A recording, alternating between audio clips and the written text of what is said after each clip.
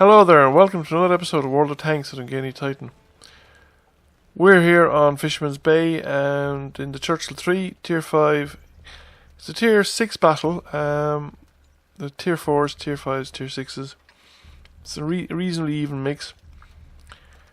And the Churchill III is, of course, the Tier 5 Russian premium tank, representing the British Lend-Lease Churchills that were sent to the Soviet Union during the Second World War.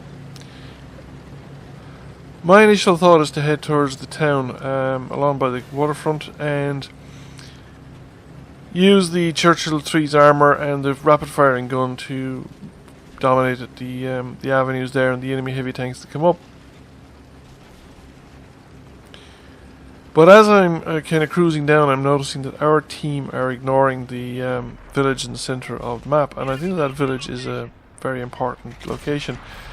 Meanwhile, a Hellcat decides to challenge the Churchill to a DPM duel, and the Hellcat's not going to win that one.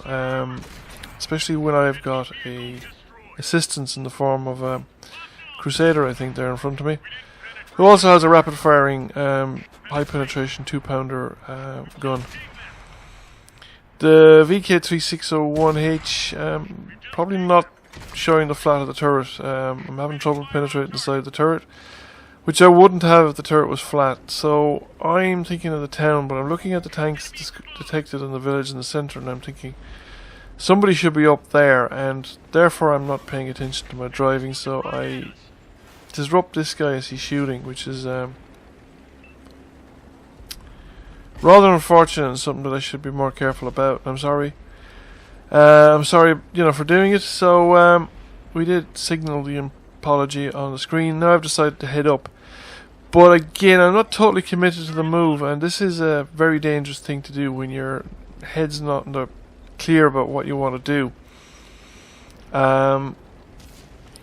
You finish up sometimes not doing the thing you want to do and not doing the thing you're originally thinking of doing, and you're in some kind of isolated no man's land between both ideas. Then I spot the Leopard heading for the artillery, or at least that's what I assumed he was doing. And I thought, okay, if we can catch him in the open, we can shoot him. But when I reach the rise of the crest of the land, I don't see him. Now, I don't know whether it's because he's actually dropped down into cover, or whether it's because he's out of my view range. But around about now, I started to think, okay, I'm detected, I'm 6 senses gone off. It's probably artillery that's actually provoking the detected, and sure enough, there's the first shot in. So I need to get into the buildings. I need to lose the spot before artillery does actually some serious damage. There's the second shot in. I do have a spall liner on this tank, which is why I didn't take any damage, I think, from that first shot, even though it was very close. When I do realise that the Leopard had reappeared, I'm actually too far forward to get a useful shot in. So I decided I'm going to engage with the tank in front of me, which is the VK301D, and we start putting fire into him. He gets taken out of it, though, by somebody else. I don't know exactly whom, but there's a KV-85 here, and I'm going to take him up as my next target. Bounce that one off the slope of the glacis, but if I keep firing at the flat bits, I should be able to put rounds through without any difficulty, really. So my biggest worry at this point was that he had stopped me. Artillery had actually shaved a bit of health off me there as well, and there's an M6, and I was worried about that M6 because the M6 potentially has a very powerful gun. However, after firing at him and not getting any immediate response, I began to come to the conclusion that the M6 is AFK. If there's nobody at the controls of the M6, I should be free to take out the artillery, and I know there's one of them somewhere near the M6, and then he turns up. He seems to have had changed his mind. He fired at me a couple of times, and then he seems to have picked another target, which was a mistake on his part, because I'm still here and I'm shooting at him. Not very effectively. I should be a bit more patient. I should wait for the sights to settle down completely. However, when I do wait for the sights to settle down, I get a bit more effective in terms of the fire I'm delivering. Now the M37 is here, is the other side of the rock, so I need to get around the rock so that I can get a clear shot of the M37, which we're now in a position to do, and he gets taken out of it. So that leaves the M6, and then I saw that and I thought, did he just fire?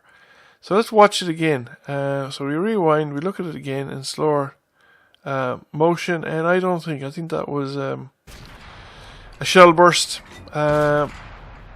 And therefore it wasn't the gun firing at all. So this guy is genuinely not at the controls. There is nobody there. The tank's just sitting in the spawn circle.